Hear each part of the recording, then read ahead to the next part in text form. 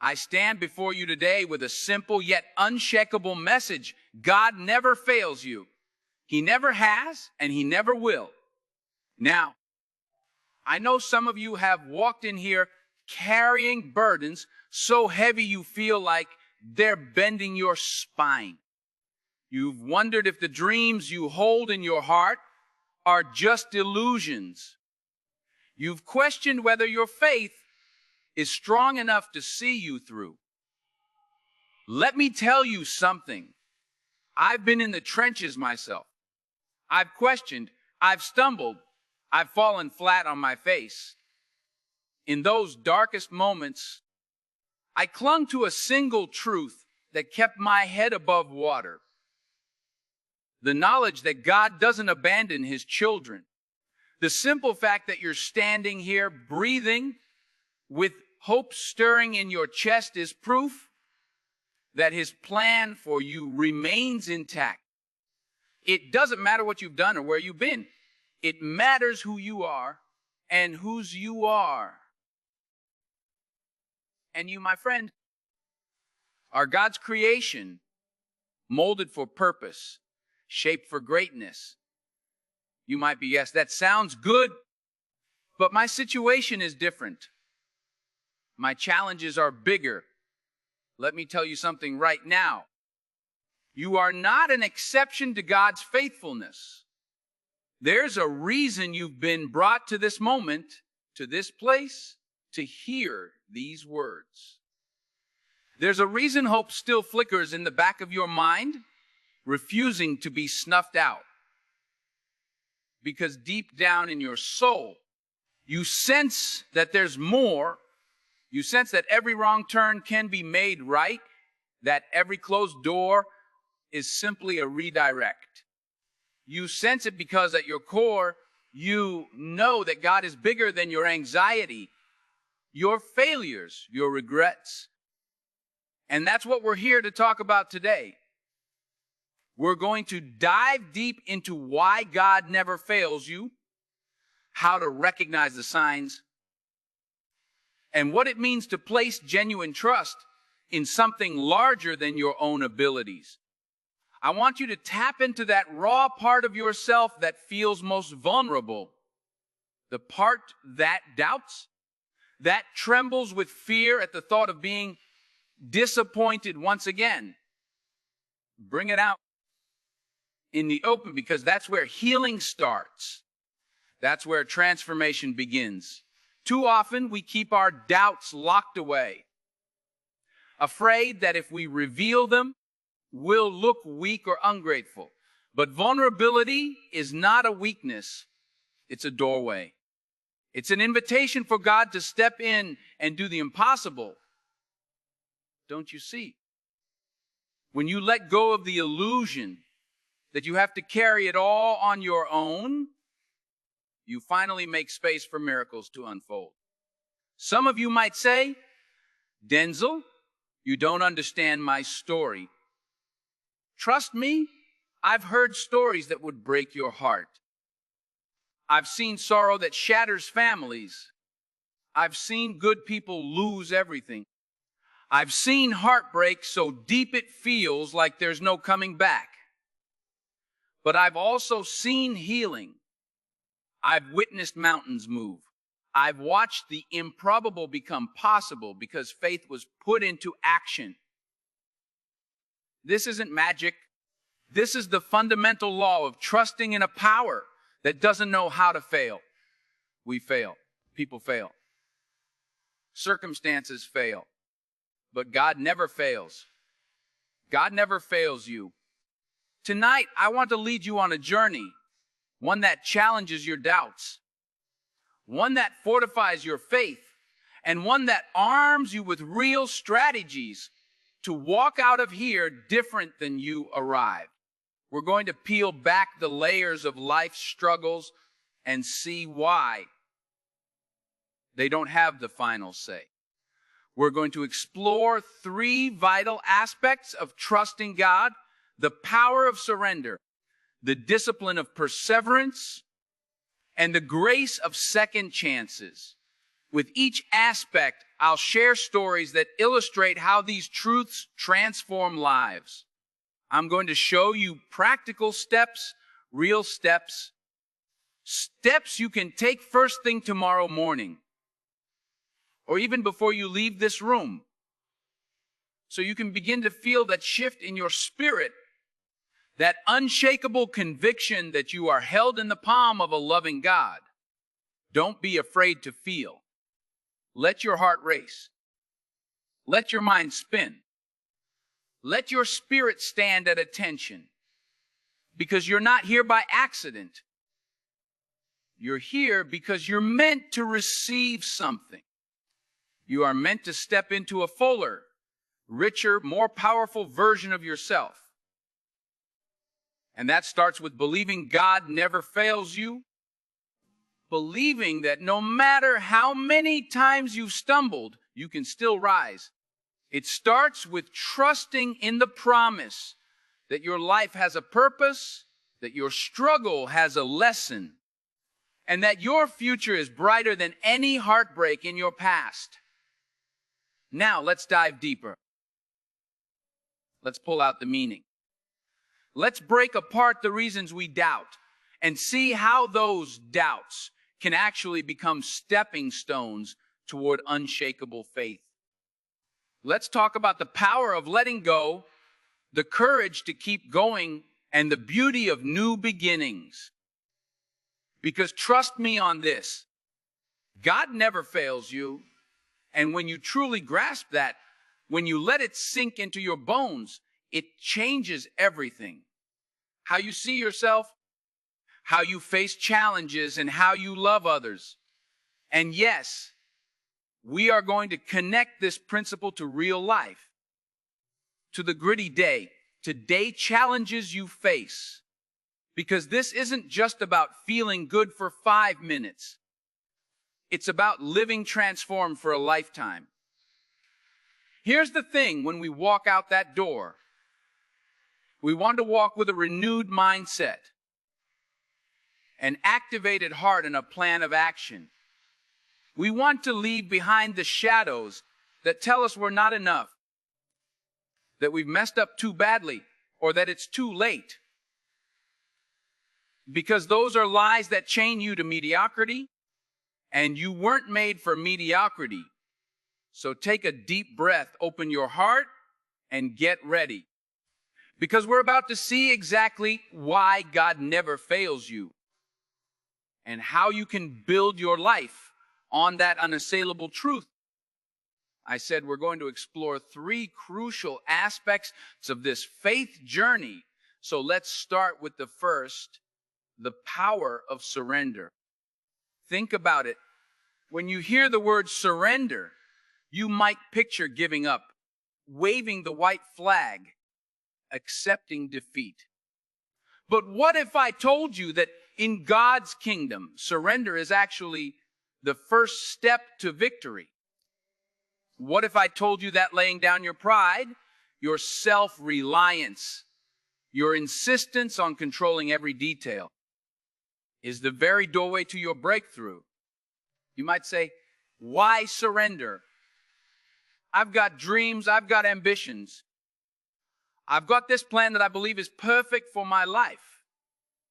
That's all wonderful. Dreams are essential. Plans are important.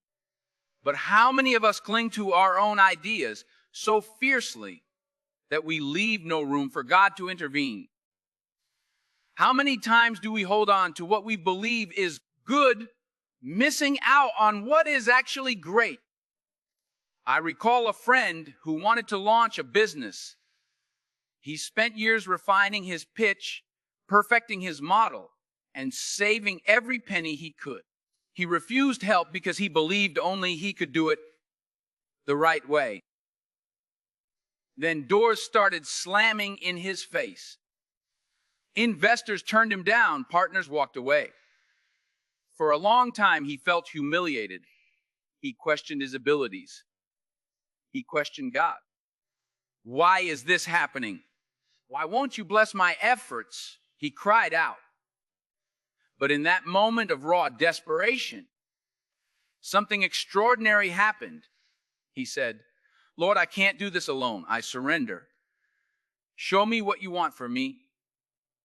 2 weeks later, a seemingly random conversation with an old classmate opened up a new collaboration. Not only did his idea get funded, but it expanded into something more far-reaching than his initial plan ever could have been. You see, the moment he surrendered control was the moment God stepped in with a plan bigger than his imagination. That's the power of surrender. It's not defeat, it's alignment. It's stepping into rhythm with the one who sees the whole picture. When you insist on doing everything by your own limited insight, you cap your potential. But when you yield, you tap into infinite possibility. Now, I'm not saying surrender is easy. It's painful to admit that our best laid plans might fall short. It's uncomfortable to let go of the illusion that we can handle it all alone. Many people equate surrender with weakness, and they think, if I'm not steering this ship, I'll crash. But let's consider the alternative.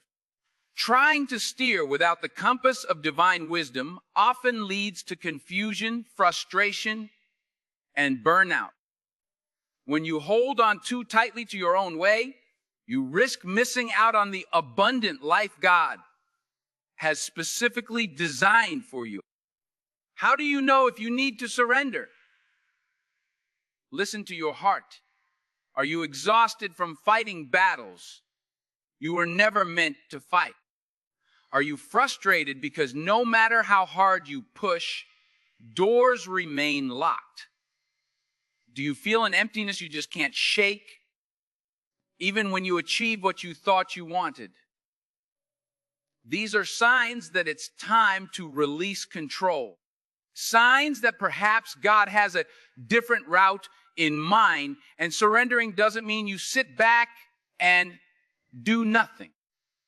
It means you trust God to guide your steps and you follow his lead with active faith. You do your part, but you also leave room for his wisdom to shape your path. Let me remind you, the consequence of not surrendering is a life lived perpetually off balance. It's like trying to drive a car with an engine warning light on, hoping you can ignore it indefinitely. Sooner or later, something breaks down. Emotional exhaustion, broken relationships, financial ruin. These things can creep in when we cling to control that was never truly ours to begin with. But when you surrender, you align with the flow of grace. You become more flexible, more receptive to those divine nudges that say, turn this way, not that way, or wait, not yet, or go forward now. Now you might ask, okay, I see the value, but how do I actually surrender? Start by carving out moments of stillness. Pray not just for what you want, but for clarity of God's will. Step away from the noise, social media, endless opinions, your own swirling thoughts, and get quiet enough to hear that still, small voice. Journal your fears and doubts, put them on paper, and then say, God, these are yours. It's a deliberate act of faith, repeated daily, sometimes hourly. It's a process. But once you taste the peace and open doors that come with genuine surrender, you'll wonder why you ever held on so tightly in the first place. And here's the lesson in all this. God never fails you when you let him lead. That doesn't mean you won't face obstacles. It doesn't mean every day will be sunshine and rainbows. But it does mean that even in the midst of storms, you'll find guidance, peace, and ultimately victory. That's the paradox of surrender. You give up the need to control, and you gain a life that's more purposeful and abundant than you could orchestrate on your own. So if you're weary tonight, if you feel the tightness in your chest from trying to manage it all, I invite you to lay that burden down. Release it. Surrender. Because in that act, you'll discover the first step in realizing God never fails you. Are you ready to see how this connects to perseverance? Let's keep going. Next, let's look at perseverance. Picture this. You've surrendered your plans to God. You've opened yourself to divine guidance.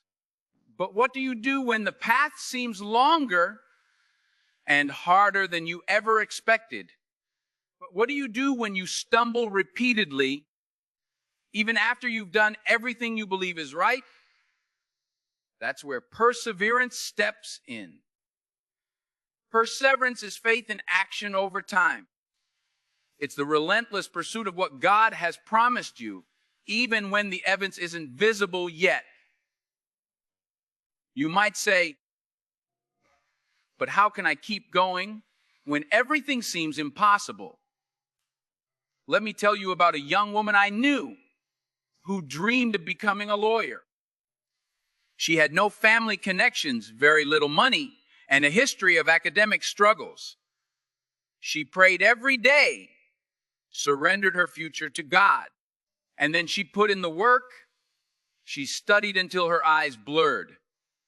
She worked odd jobs to pay for books. She showed up for tutoring sessions while her friends partied on weekends. Sometimes she failed an exam. Sometimes she felt humiliated in front of her peers. But every time she hit a roadblock, she prayed, got back up, and kept trying. Guess what? It took her a bit longer than most, but she eventually walked across that stage, diploma in hand, and she passed the bar exam on her first try. That's perseverance. That's the spirit that refuses to quit because it trusts that God is still in control, even when the road is tough. Now, let's be real. Not everyone shows that level of grit. Many times we give up right before we break through. We say, this is too hard. Maybe it's not God's will. When, in fact, it might just be that we haven't hung on long enough to see the fruits of our efforts. Perseverance demands resilience. It demands that you pick yourself up after every disappointment. If you don't, you risk forfeiting the blessings that God has placed just over that next hill. One reason people give up is because they confuse delays with denial. Just because your breakthrough hasn't happened yet doesn't mean it won't happen at all. In the waiting, God refines your character. In the struggle, He builds your spiritual muscles. If everything came easily, you'd never develop the depth, the wisdom, the humility that true success requires.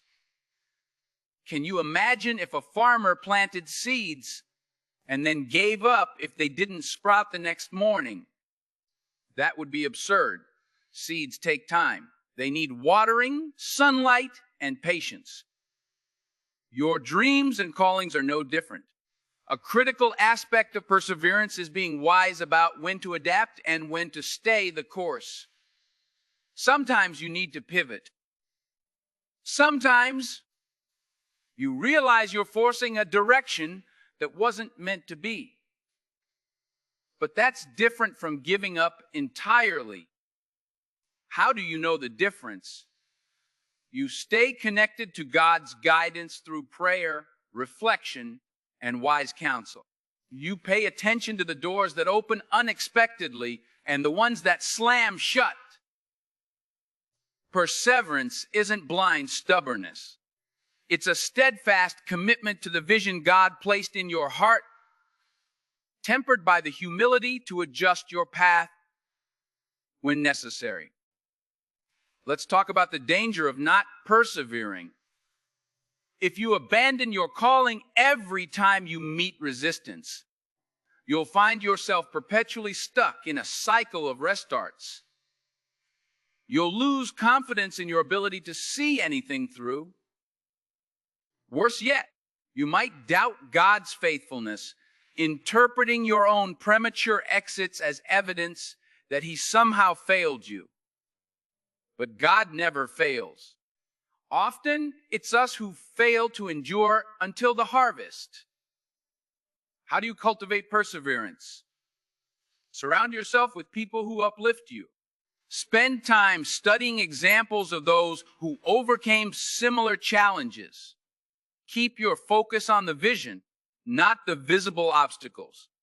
When you stumble, lean into grace. Remember that mistakes are not final if you don't allow them to be. Each failure can be a teacher, showing you what to correct next time. Pray for strength, for wisdom, for courage, and then move forward. Perseverance is not glamorous. It's often messy, lonely, and painful, but it yields a reward that far outweighs the price paid. And let's not forget the emotional side of perseverance. It's hard to keep your heart open when life keeps knocking you down. But if you become hardened or bitter, you might close yourself off from the very blessings God intends to pour into your life. Perseverance, therefore, isn't just physical effort. It's also the determination to keep your spirit hopeful, your mind open, and your love for others intact. In all of this, the lesson remains: God never fails you, even in the waiting, even in the struggle. He's building you, shaping you, molding you into the person you need to be, so that when you finally reach that mountaintop, you'll be ready to stand there and use your testimony to inspire others. Now, let's tie this to the final piece of our puzzle: the grace of second chances. Have you ever felt disqualified from God's favor because of something you did or failed to do? Maybe it was a bad choice you made years ago, a moral failing, or a betrayal. Or maybe you just think you've run out of time to start over. Let me tell you this: with God, there's always a second chance. Actually, there are limitless chances. That's the beauty of grace. Grace says, I see your flaws, I see your failures, and I still choose you. I once met a man who spent time in prison. He was convinced that his life was over, that no one would ever give him another shot, let alone God. But in that quiet cell, he encountered a love so profound that it changed everything. He started reading the Bible, praying, and dedicating himself to personal growth. After he was released, he got a job, found a church community, and started mentoring at-risk youth, helping them avoid the mistakes he had made. That's what a second chance looks like. It's not a free pass to live recklessly. It's a lifeline that allows you to redirect your stored hope, healing, and purpose. Now, don't let guilt hold you hostage. Don't let shame convince you that you're too far gone. That's the enemy talking, trying to keep you bound. The truth is, God can transform any mistake into a stepping stone if you allow Him to. He's not keeping a tally of your wrongs, waiting to punish you. He's extending His hand, saying, "Come to me and let's start again."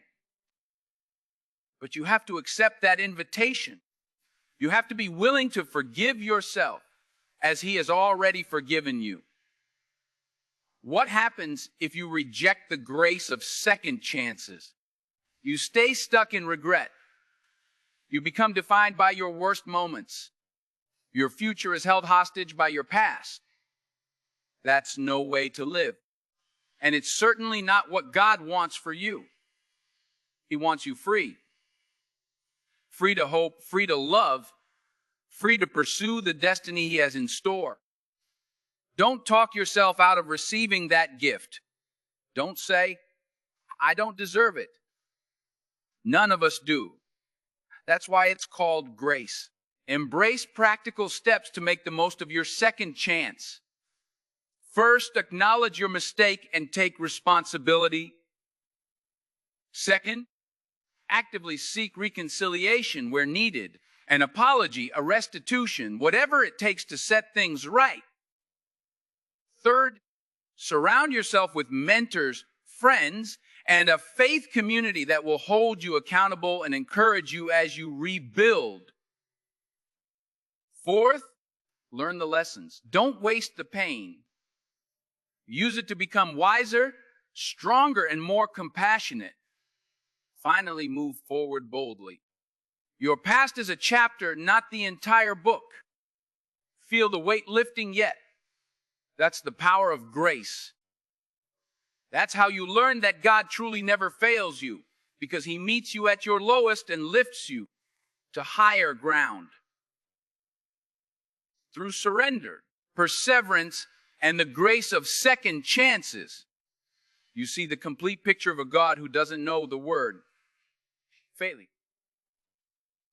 The only question now is, will you believe it enough to live it out? We've navigated through surrender, perseverance, and grace. Now let's bring this all to a close by revisiting these key points, integrating their lessons, and setting our hearts ablaze with hope and action. Remember, we started by recognizing the burdens we carry, the doubts that plague us, and the dreams that sometimes feel out of reach. We acknowledge that God never fails us, but we also acknowledge that embracing that truth requires a shift in perspective. It requires letting go of our tight grip on control, pressing on when the road seems endless, and accepting do-overs when we stumble. Throughout it all, we've seen how these elements converge to reaffirm the simple yet life-altering principle, God never fails you. Let's weave these lessons together one more time. When you surrender, you are saying, God, I trust you more than I trust my own limited vision. That act of faith invites divine alignment. It positions you to receive guidance, resources, and unexpected blessings far beyond your original plan. But surrender alone won't carry you to the finish line. You need perseverance to push through the valleys. Perseverance is the backbone of faith that refuses to quit. The daily decision to move forward even when the horizon offers no proof of success. It's the muscle that grows stronger each time you overcome a setback. And when you do fall, and you will, the grace of second chances is there to catch you. This grace reminds you that mistakes aren't life sentences, that your journey isn't defined by your failures, but by your resilience and willingness to start again. Each of these points forms a crucial pillar of a life built on unwavering faith. Take any pillar away, and the structure wobbles. Try to persevere without surrendering, and you might burn out, trying to carry a load you're not meant to shoulder alone. Try to surrender but refuse to persevere, and you'll find yourself giving up too soon, never seeing the fullness of God's plan. Fail to accept grace when you stumble, and you'll chain yourself to regret and condemnation, missing out on the fresh starts available to you. The synergy of all three, surrender, perseverance, and grace, creates an unbreakable foundation for a life anchored in the certainty that God never fails you. What's the overarching lesson for your life right now? It's that you're not alone and your situation isn't hopeless. Look at the people around you tonight. Each one of us has a story filled with ups and downs, victories and defeats, joys and sorrows. The common thread is that we all yearn for a love that never fades, a hope that never falters, and a plan that doesn't end in futility. God is that source. People might betray you. Circumstances might crush you. Even your own choices might sabotage your progress. But God's faithfulness remains constant. He doesn't walk away when the going gets tough. He steps closer, whispering encouragement, offering strength, holding out a better way. So where do we go from here? Let's talk action. Action is what separates a stirring message from a changed life. Tomorrow morning, take 10 minutes to pray or meditate. Express your surrender. Ask for clarity about where God wants you to focus your energy. Then, identify one area in which you feel tempted to quit. It might be a project, a career goal, or a relationship. Commit to perseverance. Outline a practical plan. What steps can you take in the next week to move forward, even a single inch? And finally, reflect on any guilt or shame that's holding you back from receiving a fresh start. Write it down, speak it out, and then let it go. Accept the grace you've been offered. This trio of actions, surrender, perseverance, and embracing grace, will shift your outlook, re-energize your spirit, and open doors that have seemed closed for too long. Why am I pressing you to take these steps? Because your life matters. Your dreams matter. Your impact on those around you matters. You've been crafted to shine in a way only you can. When you step into your purpose, when you lean on the God who never fails, your life becomes a beacon. People see your tenacity and wonder where it comes from. They witness your comebacks and marvel at your resilience.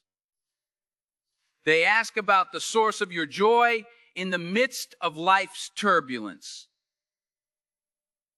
That's when you point them to the truth you've discovered. God never fails you. Let's ask some final questions to seal this in your heart. Do you believe you're worthy of a promise that never breaks? Do you trust that your future can look radically different from your past? Are you willing to release the wheel, to press on, and to stand up again when you fall? You might not have all the answers now, but keep asking those questions. Keep wrestling with them. Keep bringing them before the throne of a loving God who delights in guiding you. The tension you feel is the sign of growth. Don't shrink from it. This isn't a one-time pep talk. This is an ongoing journey that will have its peaks and valleys. You'll have days of triumph where you feel God's presence like a warm blanket, and days of doubt where you wonder if you made everything up in your head. But in all those moments, remind yourself of this truth. God never fails you, even if the timeline or the outcome isn't exactly what you initially envisioned. His ways are higher, His plans are greater, and His love is deeper than your best idea of love. Now, I want you to carry this with you. Let it echo in your mind long after you leave. Keep it alive in your conversations, in your decisions, in your quiet moments when you're alone. Let it become the lens through which you see life's challenges, not as impossible barriers, but as opportunities for growth. Let it guide your relationships, teaching you to forgive, to show compassion, and to extend grace, because you've been a recipient of boundless grace yourself. Finally, I challenge you to turn this message into a movement. Share the hope that God never fails with someone else. Talk to that friend who's on the edge of giving up. Reach out to the relative who's buried in guilt and shame. Offer a listening ear, a helping hand, and the story of your own transformation. We don't exist in isolation. We're meant to lift each other up. And when we live out this truth, we become living testimonies of a God whose love is unstoppable. So here's my last appeal. Don't let the lights fade and the crowd disperse without letting this sink deep into your bones. Make a decision. Maybe it's a small resolution about how you'll approach tomorrow. Maybe it's a major life change that's been stirring in your heart for months. Whatever it is, do it with the confidence that you aren't stepping out alone. You're stepping forward hand in hand with a God who doesn't know how to fail. Let go of the fear that paralyzes you and replace it with the truth that mobilizes you. God never fails you. Because when you walk in that assurance, every challenge becomes surmountable, every loss becomes redeemable, and every moment becomes an opportunity to demonstrate the power of a faith that moves mountains. Look around you. Do you feel the energy in the room? That's hope, that's faith, that's possibility charging the atmosphere. Breathe it in. Let it galvanize your spirit. Then take it with you when you go, and let it be the fuel that propels you toward your destiny. Remember, life isn't measured by the number of breaths we take, but by the moments that take our breath away. And the most breathtaking moments are those in which we discover beyond all doubt that God truly never fails us. Now go live like you believe it. Go walk in that power, that love, that conviction. And the next time you see someone on the brink of despair, be the voice that says, hold on, you are not alone. God will see you through. In that moment, you become part of the grand tapestry of divine faithfulness. You become a living, breathing example that God never fails. And neither will you when you choose to trust Him. Thank you, and God bless you all. Go forth and conquer your mountains. Go forth and change the world, starting with the world inside you. You are loved, you are chosen, and most of all, you are never, ever forgotten by the one who made you. God never fails you, my friend. Believe it, live it, and watch what happens next.